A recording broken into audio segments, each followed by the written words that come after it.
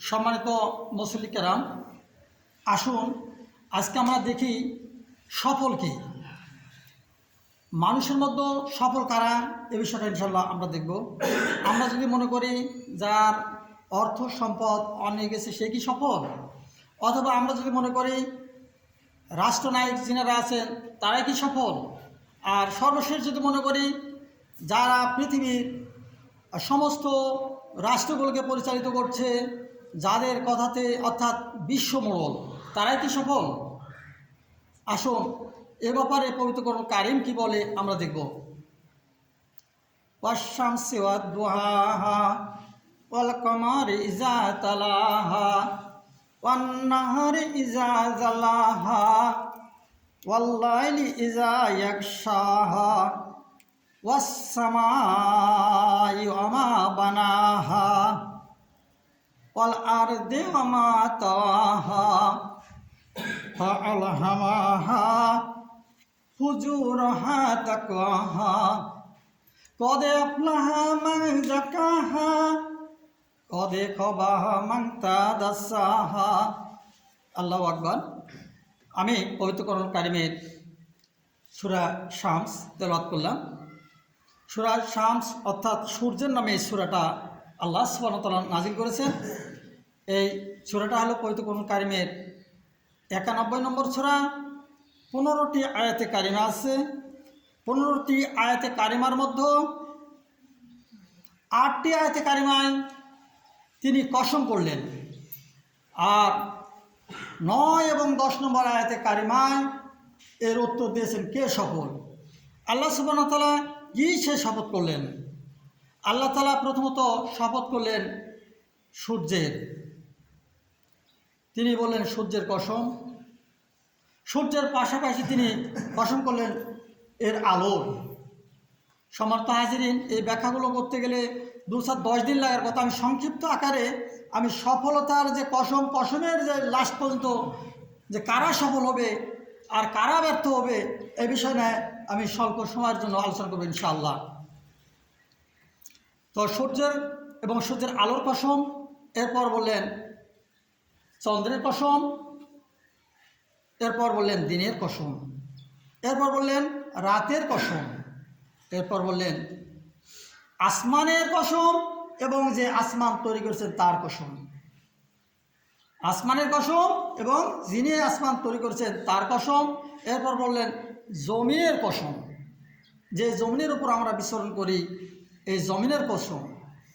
এরপর বললেন ওই মানুষের যে আত্মা এবং যে আত্মা তৈরি করেছেন তার কসম। আত্মা যিনি তৈরি করেছেন তারও কসম এবং আত্মার কসম। এরপর বললেন কি, এরপর বললেন এই আত্মায় যে ভালো এবং খারাপ জিনিসগুলো প্রবাহিত করে নিক্ষেপ করে তার কসম। এই 8টা কসম আল্লাহ সুবহানাহু ওয়া তাআলা পবিত্র কোরআন কারীমে করলেন। সম্মানিত হাজিরিন, আমাদের মধ্যে সম্মানিত আমাদের গ্রামের বা সমাজের কেউ যদি সম্মানিত ব্যক্তি 1টা থেকে 2টা কসম করে এ কি যথেষ্ট হয়ে যায় না? আর যে আল্লাহ সুবহানাহু ওয়া তাআলা সৃষ্টি করলেন এবং তার সৃষ্টির মধ্যে যেগুলো বড় বড় সৃষ্টি, সেই সৃষ্টিগুলো নিয়ে আল্লাহ সুবহানাহু ওয়া তাআলা কসম করলেন। কসম করে বললেন ওই ব্যক্তি সফল। কোন ব্যক্তি? যে তার অন্তরকে বিশুদ্ধ করতে পারল। ওই ব্যক্তি সফল যে তার অন্তরকে বিশুদ্ধ করতে পারল। এটা আমার কথা নয়, আল্লাহ সুবহানাহু ওয়া তাআলার কথা। 9 নম্বর আয়াতে কারিমে কথা বলতেছেন সূরা আল-শামসের 9 নম্বর আয়াতে কারিমে কথা বললেন যে ব্যক্তি তার অন্তরকে বিশুদ্ধ করতে পারল সেই দুনিয়াতে সফল। এর পরের আয়াতে কারিমে আবার বললেন ওই ব্যক্তি বিফল, ওই ব্যক্তি হতভাগ্য। কোন ব্যক্তি? এত অপরচুনিটি থাকার পরও যে ব্যক্তি তার আত্মাকে পরিশুদ্ধ করতে পারল না, সেই ব্যক্তি হলো ব্যর্থ, কলুষিত। সম্মানিত হাজিরিন, তাহলে এটা কিভাবে সম্ভব? আল্লাহ সুবহানাহু ওয়া তাআলা সেই পথটা বাতিয়ে দিয়েছেন। পৃথিবীতে একটি মাত্র পরীক্ষা, যে পরীক্ষা শুরুর আগে কোশ্চিন দিয়ে দেওয়া হয়েছে শুধুমাত্র কোশ্চিন নয়, কোশ্চিনের উত্তর দেওয়া আছে। হতভাগা পরীক্ষার্থী পরীক্ষার হলে থাকলেন ইয়ার কি ফাইজলামি করে সময় কাটিয়ে দিলেন। যখন 3 ঘন্টা পাস হয়ে গেল তখন পিয়ন ঢং ঢং করে বেলে বাড়ি দিলেন আর শিক্ষকেরা দ্রুত তার খাতাগুলো তুলে নিলেন। যদি কোনো ছাত্র এই 3 ঘন্টা ইয়ার কি ফাইজলামি করে সময় কাটিয়ে দেয়, এখান থেকে বাইরে যাওয়ার পর কি সে কি কোনো সরকারি কর্মচারী হতে পারবে? তার তো সার্টিফিকেটই নেই। আল্লাহ সুবহানাহু ওয়া তাআলা আমাদেরকে দুনিয়াতে দিয়ে দিলেন এবং আমাদের প্রশ্নের উত্তরগুলো দিয়ে দিলেন এবং প্রশ্নগুলো দিয়ে দিলেন, আমাদের সংবিধান দিয়ে দিয়েছেন। দুর্ভাগ্য মুসলমান, আমরা এই সংবিধানকে অনুসরণ করি না, আমরা আমাদের অন্তরকে পরিশুদ্ধ করি না।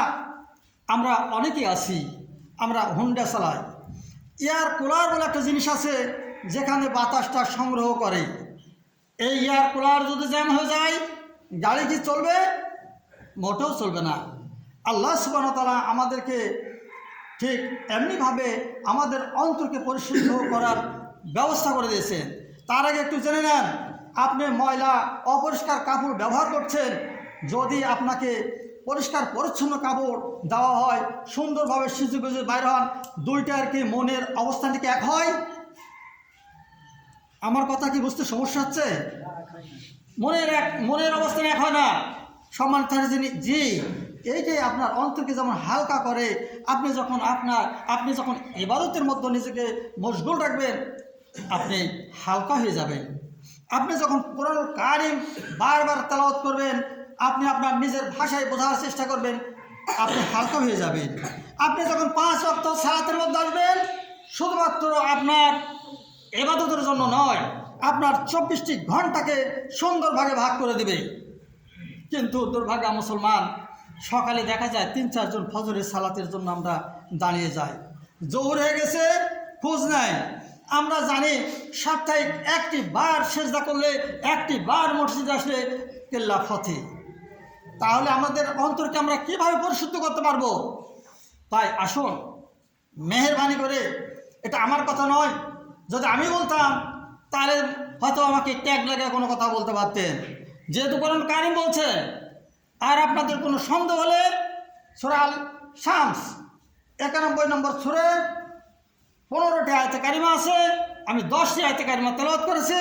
9 এবং 10 নম্বর আয়াতে কারিমায় আল্লাহ সুবহানাহু ওয়া তাআলা বলছে, তোমরা পরিশুদ্ধ হও, তোমরা তোমাদের অন্তরকে পরিশুদ্ধ করো। আসুন, আমরা আমাদের অন্তরকে পরিশুদ্ধ করি এবং সেই আল্লাহর জন্য। এবং অত্যন্ত আমরা সৌভাগ্যবান, আমাদের পাশে হিন্দুরা আছে, যাদেরকে পৌরাণিক ভাষায় মুশরিক বলা হয়, যারা আছে, ওরা এই পথ দেখতে পানি, আমাদের পূর্বপুরুষরা দেখেছে। সুতরাং এই পথ ধরে আমরা এগিয়ে যাই, তাহলে সামনে এগিয়ে গেলে ইনশাআল্লাহ অল্প দিনের মধ্যে আমাদের এই পরীক্ষা শেষ হয়ে যাবে। আল্লাহ পবিত্র কোরআন কারীমে বলছেন, আল্লাহ জি খালাকাল মাউতা ওয়াল হায়াতা লিয়াবলুয়াকুম আইয়াকুম ওয়া আহসানুল আমালা ওয়া হুয়াল আজিজুল গাফুর। সম্মানিত হাজিরিন, আল্লাহ সুবহানাহু ওয়া তাআলা পবিত্র কোরআন কারীমের সূরা মুলক 67 নম্বর আয়াতে 67 নম্বর সূরার 2 নম্বর আয়াতে কারীমে আল্লাহ সুবহানাহু ওয়া তাআলা বলছেন, আমি আগে মৃত্যু সৃষ্টি করেছি, তারপরে হায়াত দিয়েছি। কেন? আমার বান্দাদেরকে পরীক্ষা করার জন্য। তার মানে এটা আমাদের পরীক্ষা ক্ষেত্র।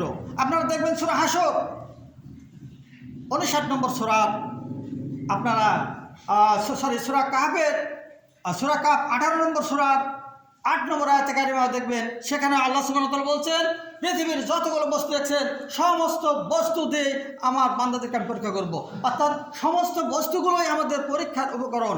সম্মানিত হাজিরিন, যারা সায়েন্সের ছাত্র আছে, দু একজন এখানে আমার পড়তেছে, যে চোখে পড়ছে যে অনেক ছাত্রই আছে, সায়েন্সের ল্যাবরেটরিতে আছে, হরেক রকম জিনিসপত্র সেখানে থাকে শুধু পরীক্ষা নিরীক্ষা করার জন্য। কিন্তু টাইম যখন শেষ হয়ে যায়, যখন পিয়ন তার বেলে বাড়ি যায়, তখন স্যার যতই প্রিয় হোক ওই রুমের মধ্যে রাখে না, তখন ওখান থেকে বাইর করে দেয়।